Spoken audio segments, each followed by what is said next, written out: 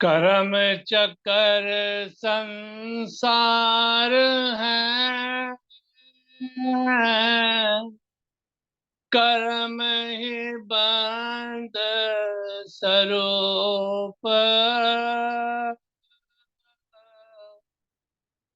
मंगत मिले तब शांति,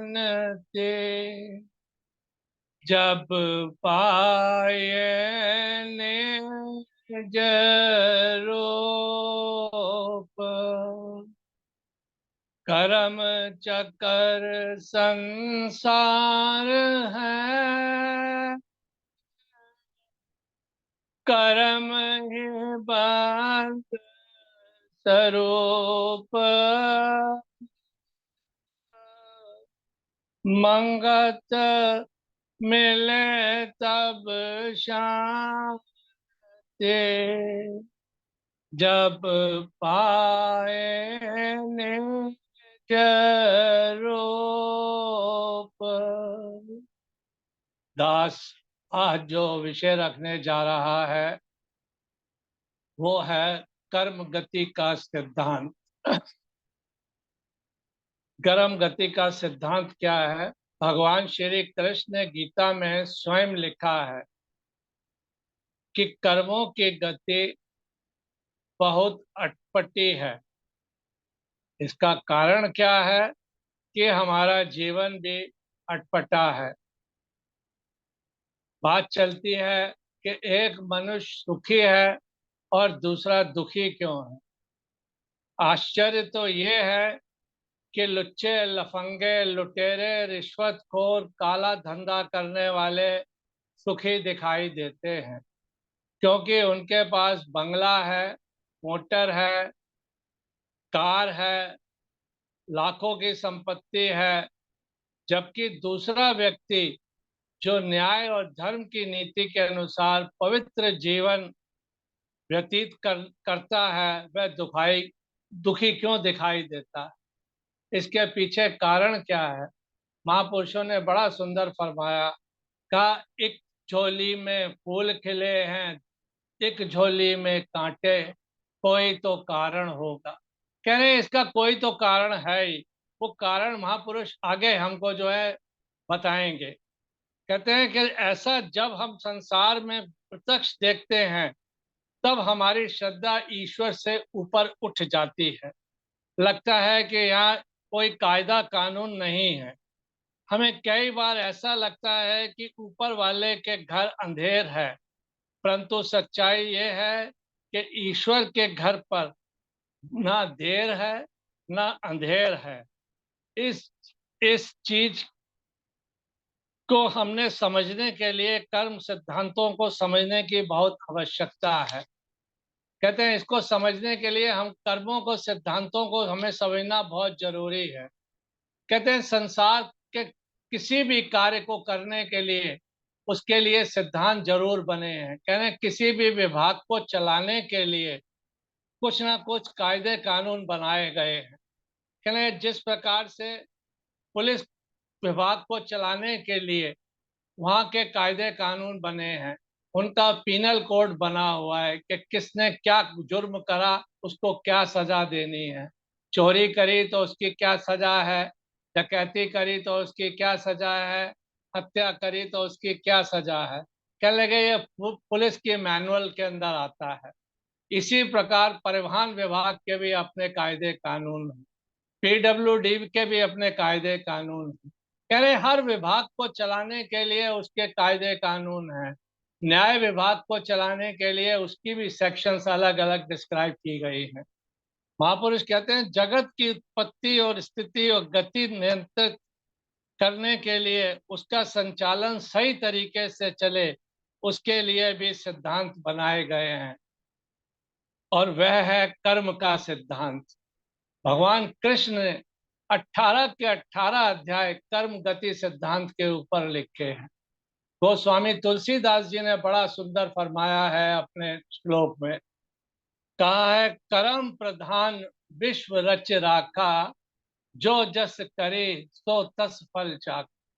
कह रहे कर्मों का जो विश्व के अंदर एक प्रधान कर्म जो है वो जो जैसा करता है वैसा ही उसको फल मिलता है।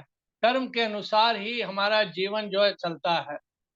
महापुरुष अपना गुरुदेव कितना सुंदर फरमाते हैं अपने दोहे में, पाप पुण्य जो कुछ किए सोई जीव के साथ, मिले सजाए अनुकूल दिन, राई घाट नवाज।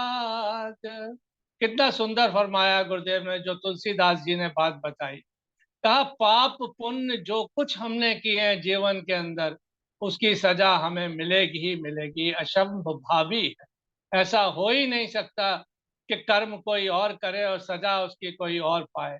कह रहे हैं ये विधान विधान ही नहीं है, जिसने कर्म किया है उसको ही सजा मिलेगी। और गुरुदेव कितना सुंदर बता रहे हैं हमको, कह रहे हैं राई घाट नवाज। कह रहे हैं जो तूने किया है उसका ही तुझे भुगतान करना पड़ेगा। कह रहे हैं उसके अंदर राई के दाने के मौसम के मुकाबले भी हेरा फेरी नहीं होती। कह रहे हैं आजकल डिजिटल युग है, कंप्यूटर्स के अंदर 100 तरह की हैक कर दिया जाता है, अकाउंट्स हैक कर दिए जाते हैं, दुनिया भर के वायरस आ जाते हैं। कह रहे हैं उस परम पिता परमेश्वर के कंप्यूटर के अंदर कभी कोई वायरस नहीं आता। कह रहे जो कुछ तूने किया है उसका फल तुझे अवश्य ही मिलेगा, उससे तू छूट नहीं सकता, क्योंकि उसके कंप्यूटर के अंदर वायरस नहीं आता, उसके कंप्यूटर में कोई हेरा फेरी नहीं होती। आप किसी दफ्तर में कोई काम कराना हो, अपनी फाइल को आगे बढ़वाना हो, तो 500 रुपये दो, फाइल में जैसी चाहो नोटिंग करा लो। कह रहे हैं उस परम पिता परमेश्वर के दरबार में जो फाइल है ना, उसमें कोई हेरा फेरी नहीं होती। जो कुछ तूने किया है उसका फल तुझे देना ही पड़ेगा। एक उदाहरण से भी इसको समझते हैं। कह रहे राजा दशरथ स्वयं भगवान राम के पिता थे, और उनको श्राप दिया गया था कि पुत्र विरह में आपकी मृत्यु होगी, क्योंकि वो दशरथ जो थे वो राम के पिता थे।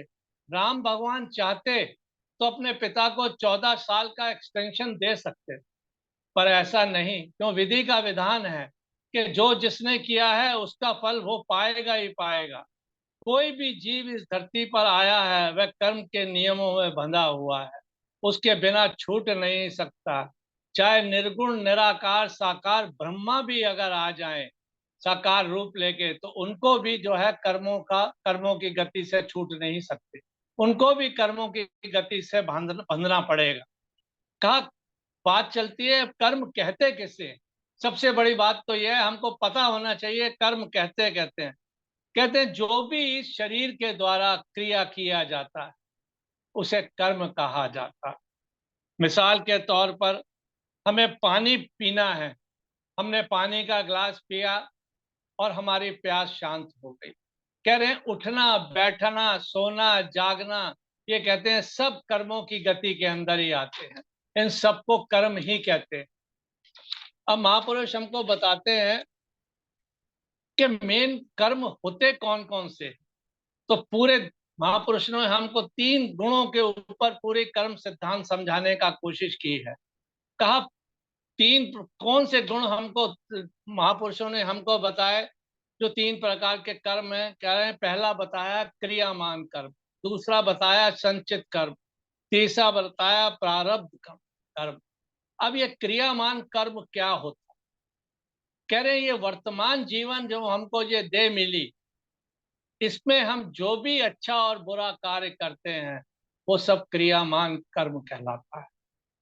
कहने इसके अंदर बैठा हुआ प्रभु दृष्टा बन के हमारे अंदर बैठा हुआ है, वो हमें कोई रोक टोक नहीं करता, ना हमारे को कोई डायरेक्शन देता है कि तू ऐसा कर और ऐसा ना कर। कहने क्योंकि उसने हमको विवेक रूपी बुद्धि दे रखी हुई कि तू इसके द्वारा कर, और उसका जो कर्म तूने किया है उसको तू अपने विवेक और बुद्धि के द्वारा सोच कर कर, और जैसा तू करेगा वैसा ही उसका तुझे फल मिलेगा। तभी तो महापुरुषों ने बड़ा सुंदर फरमाया, ईश्वर अंश जीव अविनाशी, चेतल अमल सहज सुख राशि। कह रहे हैं वो परमात्मा क्या है, हमारे अंदर ईश्वर अंश के रूप में विराजमान है, क्योंकि ये शरीर जो चला रहा है वही तो चला रहा है, उसी की सत्ता से तो ये चल रहा है। कह रहे हैं इसलिए जो भी हम कार्य करते हैं उसको हमें बड़ी सावधानी पूर्वक करना चाहिए। कह रहे क्रियामान कर्म अगर हम दिन भर के अंदर 4 करें और उसमें से 2 का फल हमको मिल गया, कहने लगे वो 2 कर्म जो हुए वो हमारे जाकर जो है संचित कर्मों में जमा हो जाते। कहने लगे उसका फल नहीं मिला और 2 कर्म जो किए वो उसका फल हमको मिल गया। इसको एक छोटे से दृष्टांत से समझते हैं कि क्रियामान कर्म जो है वो किस प्रकार से अपना कर्म भोग कर किस प्रकार से शांत हो जाता। कहने लगे एक व्यक्ति एक बड़े सुंदर आम के बगीचे से पास हो रहा था, गुजर रहा था। उसने देखा बड़े बड़े सुंदर आम लगे हुए हैं। उसने देखा कि साहब ये आमों को मैं तोड़ लेता हूं। उसने आम को डंडी उठाई और एक आम को तोड़ ली। आम तोड़ा, जैसे ही उसने खाने की कोशिश करी, उस बाग का जो माली था वो आ गए। उसने पूछा, भाई ये तूने आम क्यों तोड़ा? अभी वो बात करता ही व्यक्ति जवाब देता, माली ने उसके खींच के पीठ के ऊपर डंडा मारा। अब जब डंडा मारा तो वो उसकी आंख से आंसू निकले। कर्म किसने किया था? कह लगे देखा आंखों ने, पैर चलकर गए, हाथों ने तोड़ा, मन से सत्ता ली और आंखों ने देखा। तो डंडा जब पड़ा तो आंख से आंसू निकले। तो कहने लगे वो कर्म दे के शांत हो गया, क्रियामान फल कर्म दे के शांत हो गया। गीता में कहा भी है भगवान कृष्ण ने, मन कर्म करके आत्मा पर पर्दा डालता है। अब मन ने कर्म, मन ने सोचा, आंखों ने देखा था, मन को उसने आवाज भेजी। तो कृष्ण भगवान क्या कहते हैं, मन कर्म करके आत्मा पर पर्दा डालता है। कर्म और ज्ञान इंद्रियों द्वारा वह हमारे शरीर पर शासन करती है। मन सत्ता आत्मा से लेता है, उसी पर सवार हो जाता है, सेवक से स्वामी बन जाता है। तभी तो महापुरुषों ने कहा है कि मन जीते तो जग जीते। क्या अगर इस मन को अगर हम जीत लेते तो हम इस संसार को जीत लेते। कहने लगे ये संचित कर्म जो क्रियामान कर्म जो था उसने किया और उसको उसी टाइम उसकी सजा मिल गई। तो ये क्रियामान कर्म जो है हमारे संचित कर्मों में जाके जमा नहीं होंगे। अब संचित कर्म कौन कौन से जो ऐसे हैं जो कि हम, क्रियामान कर्म कौन कौन से जो ऐसे हैं जो कि हमारे संचित कर्मों में जमा नहीं होते? तो गीता के अंदर बड़ा सुंदर बताया गया। कहा नासमझी में किए गए कर्म, कि जो ना समझ में कर दिए जाते हैं। जिस प्रकार से 3 वर्ष का या 4 वर्ष का बालक हो, उससे कोई कार्य हो जाए, गलत कर्म हो जाए, तो कहने लगे वो हमारे संचित कर्मों में जमा नहीं होंगे। जैसे वो बालक 4 वर्ष का है, वो पलंग पर कूद रहा है, और 1.5 वर्ष का या 2-3 महीने का एक बच्चा उसके पलंग के ऊपर सो रहा है, वो उसकी गर्दन के ऊपर कूदता है और या बैठ जाता है तो उसकी मृत्यु हो जाती है। कहने लगे वो क्रियामान कर्मों में हमारे जमा नहीं होंगे। दूसरा बताया कि असहाय अवस्था में जो किए गए कर्म होते हैं वो भी हमारे संचित कर्मों में जमा नहीं होते। ये क्रियामान कर्म जो संचित कर्मों में जमा नहीं होते। दूसरा फिर बताया कि निष्काम कर्म, जो निष्काम कर्म हमने किए हैं वो भी जाकर हमारे संचित कर्मों में जमा नहीं, क्योंकि वो सेवा भाव के द्वारा हमने कार्य किया। कहते हैं अब बात आती है कि दूसरा कर्म कौन सा होता है? कहा संचित कर्म। ये संचित कर्म क्या है? कहने श्रेष्ठमान जो ये हमें जो जीवन मिला है, इसमें हमने जो भी कर्म किए जिसका फल देना अभी बाकी है वो हमारे सब संचित कर्म में जमा हो गए। कहते हैं जन्म जन्मांतरों से, जब से हमारी पहला जन्म हुआ, किसी भी जोनी के अंदर हुआ, कहने लगे उस जोनी से लेकर आज तक जितने भी हमने अच्छे और बुरे कर्म किए हैं, कहने लगे वो सब हमारे संचित कर्मों में जाकर जमा हो जाते, और वो तब तक हमें फल नहीं मिलता जब तक कि वो पककर तैयार नहीं हो जाते। कहने लगे अगर आज हम एक परीक्षा दें और वो परीक्षा देने के बाद क्या उसका फल हमको तुरंत मिल जाता है? कहने लगे एग्जामिनर उस कॉपी को चेक करेगा, देखेगा हमारी कहाँ कहाँ मिस्टेक्स हुई हैं, और उसको चेक करने के बाद ही हमको उसका मार्क्स देगा। कहने लगे आज एग्जाम दिया सीबीएसई बोर्ड का या हाई स्कूल का, 1.5 महीने 2 महीने बाद जाके उसका रिजल्ट आता है, तब तक क्या है, वो हमारे संचित कर्मों में पड़े रहेंगे। कहने लगे इसी प्रकार से गेहूं का जो बीज होता है उसकी फली 120 दिन के बाद आती, तब तक वो क्या है, वो हमारे संचित कर्मों में पड़ी रही। आम का वृक्ष 5 साल के बाद हमें फल देता है। कहते हैं खिरनी का वृक्ष जो होता है वो 10 साल के बाद हमको उससे फल प्राप्त होता है। कह रहे तब तक ये सब हमारे क्या है, संचित कर्मों में ही पड़े रहते, और जब ये पक के तैयार हो जाते हैं तो फल देने के लिए तैयार हो जाते हैं। कहते हैं राजा दशरथ से जब श्रवण कुमार को का वध हुआ था या उसको तीर लगा था, तो कहने लगे उसके माता पिता ने उसको श्राप दिया था कि जिस प्रकार से मैं अपने पुत्र के विरह में अपने प्राण त्याग रहा हूं, दशरथ तू भी अपने पुत्र के विरह में प्राण त्यागेगा। कहने लगे तब दशरथ की कोई औलाद नहीं। कहने लगे समय अनुसार जो है दशरथ के 4 पुत्र हुए।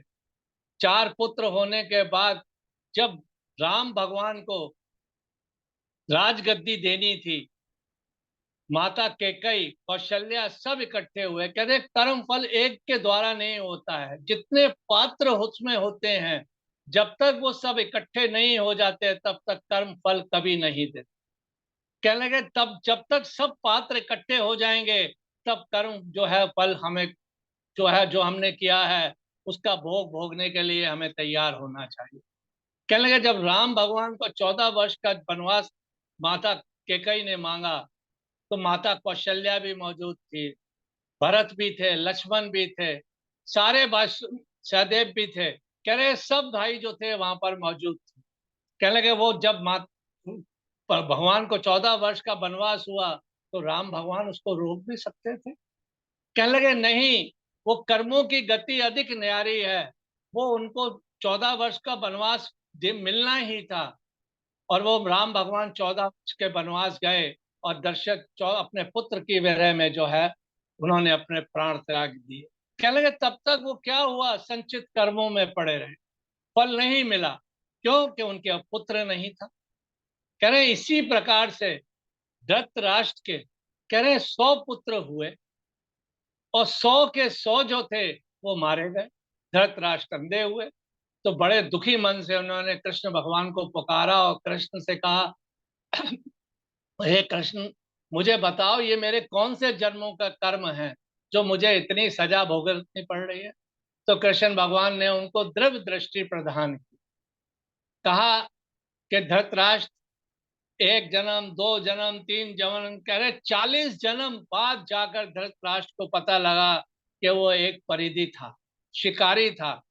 उसने जलता हुआ एक जाल, जब शिकार करने गया था तो एक जलता हुआ जाल उसने जो है पेड़ पर फेंका था। उसमें 100 पक्षी जो थे वो जलकर मर गए और कुछ अंधे हो गए। धृतराष्ट्र को क्या हुआ, धृतराष्ट्र अंधे हुए और उनके 100 पुत्र जो थे वो मर गए। कितने वर्ष पूर्व तक, 40 जन्म बाद वो संचित कर्म पक कर तैयार हुए और वो कर्म जो थे वो धृतराष्ट्र को भोगने पड़े। आप लोगों ने पितामह का भी आपने सुना हुआ है कि मृत्यु शैया पर पड़े रहे, 6 महीने तक मृत्यु शैया पर पड़े रहे, एक एक कतरा खून का उनके शरीर से निकलता रहा। जब उन्होंने भी कृष्ण भगवान से प्रार्थना करी कि हे कृष्ण मुझे बताओ ये कौन से मेरे जन्म का पाप, तब उन्होंने बताया कि तुम राजा थे और तुमने एक सर्प को जो था उठा के बबूल के पेड़ पर डाल दिए थे जिसपे कांटे थे, तो उस सर्प का एक एक कतरा जो था खून का टपकता रहा, ये सजा तुमको उसकी मिल गई। कहने लगे संचित कर्म जो है हमारे जब पककर तैयार हो जाते हैं तो वो फल हमको अवश्य देते हैं। कहने लगे हमको कोशिश होनी ये चाहिए कि हमारे संचित कर्म जो है अधिक से अधिक जमा ना हो। कहते हैं तीसरा आता है प्रारब्ध कर्म। अब संचित कर्म के ऊपर मेरे गुरुदेव से भी किसी ने प्रश्न किया था, कहा महाराज जी आपका जीवन इतना पवित्र है, तमाम उम्र आपने तीव्र त्याग धारण कर रखा है और बड़ी तपस्या के द्वारा इस परम पद को प्राप्त किया है, फिर आपको इतना दुख क्यों हुआ? ये गुरुदेव के भी संचित कर्म थे जो गुरुदेव इसका जवाब दे रहे हैं हमको। कहा कई जन्मों के कर्मों के फल भोगने होते हैं, शायद ही किसी जन्म के कर्म का फल भोगना पड़ गया हो जिसके भोगना जरूरी हो। महापुरुषों को निर्वाण अवस्था को प्राप्त कर चुके होते हैं, वे अपना सब हिसाब किताब बेवा कर कर ही पूर्ण कर कर ही शरीर को त्यागते हैं। कहा स्वामी रामकृष्ण परमहंस को कैंसर का रोग था, स्वामी राम तीर्थ को संग्रहणी का यानी आर्जा का रोग था। कह ले ये जितने बड़े बड़े संत हुए इनको भी कर्मों की गति जो है इनसे भी ये छूट नहीं पाए, इनको भी कुछ ना कुछ कर्मों का भुगतान करना पड़ा। जब वो कर्म संचित कर्म से पक गए, उनको वो फल भोगा तो वो कर्म उनका शांत हो गया। कहने लगे संचित कर्म से कोई नहीं बच सकता। अब आता है तीसरा प्रारब्ध कर्म। कह रहे ये प्रारब्ध कर्म क्या होता है?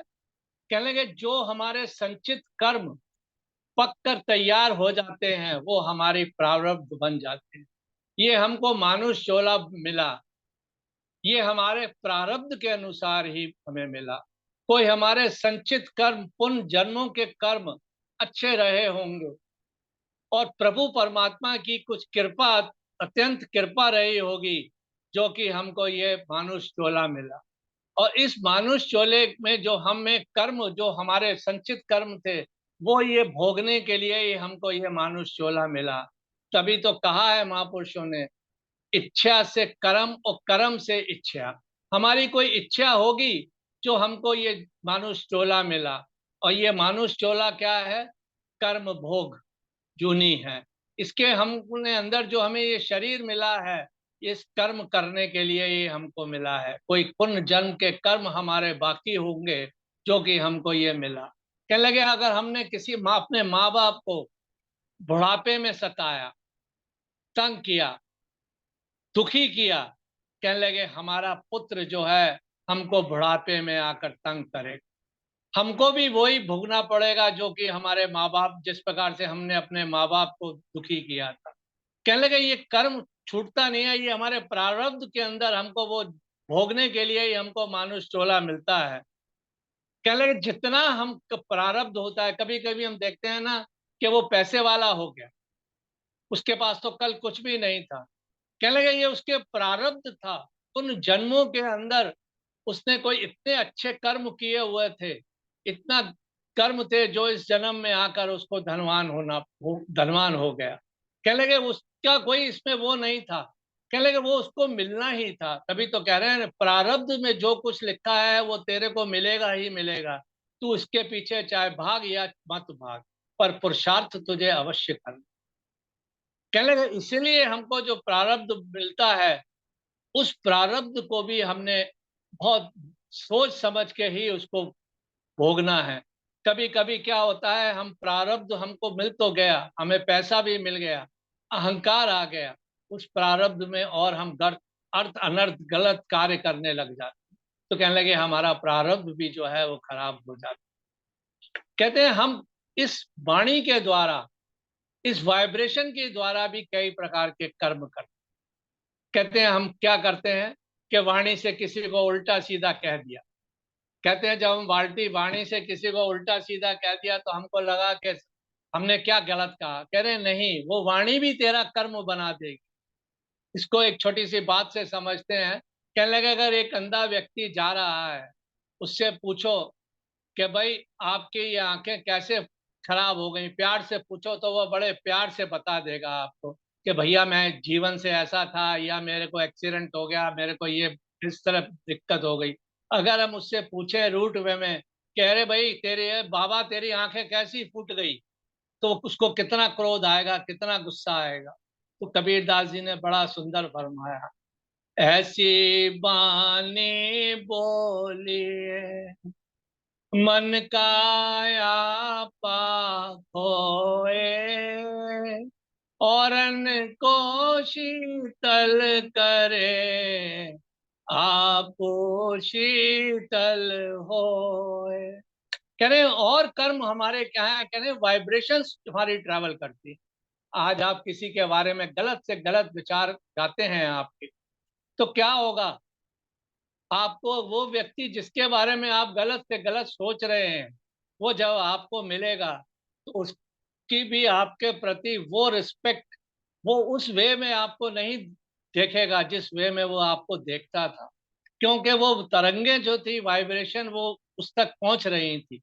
कह लगे इसलिए हमको वाइब्रेशन गलत भी किसी को के प्रति नहीं सोचना चाहिए। कह रहे हम किसी को सफेद बॉल फेंकेंगे तो क्या हमको वो काली भेजेगा, कह रहे वो भी हमें सफेद ही फेंकेगा। हम किसी को गुलाब का फूल दें तो क्या वो हमको वो कांटे देगा, कहने के बदले में वो भी हमको गुलाब ही भेजे। कहने लगे इसीलिए हम कोई वाणी से भी, किसी से वाइब्रेशन से भी कोई ऐसा गलत कार्य ना करें जिससे कि हमें कोई उसका अफसाना भुगतना पड़े। गुरुदेव ने अंत में हमको बड़ी सुंदर चेतावनी भी दी है। कहा जैसा वखर काटे ले चले आवन जारा, मंगत छूट न पाए, सच साहब दरबारा। कह रहे जो कुछ हमने किया है वो हम साथ लेकर जाना है। कह रहे गुरुदेव मंगत छूट ना पाइए, सच साहिब दरबार, उसके दरबार में हम छूट नहीं सकते। जो हमने किया है उसका भुगतान हमको अवश्य करना है, चाहे हम रो के करें चाहे हंस के काटें। कबीरदास जी ने बड़ा सुंदर फरमाया, कह रहे देहधारी का दंड सभी को होए, ज्ञानी काटे ज्ञान से और अज्ञानी काटे रोए। कह रहे इसीलिए महापुरुषों ने हमको बताया कि अगर हम सत्संग में जाएंगे, अच्छे लोगों की सत्संग संगत करेंगे, तो हमको ये कर्म गतियों का सिद्धांत का पता लगेगा। जब हमारे पर ऐसी आपदा या विपदा आएगी तो हमें बुरा नहीं लगेगा, क्योंकि हमको पता होगा कि ये किसी दूसरे का किया हुआ नहीं। हम हमेशा अपना जो है दुख जो है कर्म दूसरों के ऊपर थोपते हैं कि ये इसने मेरे संग ऐसा किया ना, इसलिए मेरे को ये हो गया। कहने लगे कोई किसी को कुछ नहीं करता है, ये सब तेरे कर्मों का ही चक्र है। ये वही रील चलती है जो कि तू करके आया है, पर हमको पता नहीं लगता। इसलिए कर्म करते वक्त बड़ी ही सावधानी बरतें। दास से कोई पढ़ते में गलती हो तो क्षमा करे। ओम राम सत्यम सर्वा।